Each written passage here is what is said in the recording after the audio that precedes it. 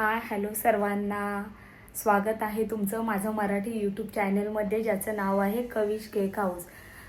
तर आज आहे 31 आणि मला आज केकच्या 2 ऑर्डर आलेल्या आहेत। तर त्याच्यापैकी एक किलोचा केक होता, तो मी रेडी करून ठेवलेला आहे। हे बघा, दाखवते तुम्हाला।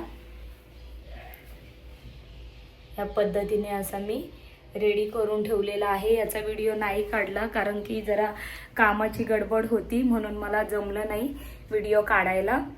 तर मी डायरेक्ट तुम्हाला असा व्हिडिओ शेअर करते की अशा पद्धतीने रेडी केलेला आहे। आणि जो मी एक चॉकलेटचा बनवणार आहे, हाफ के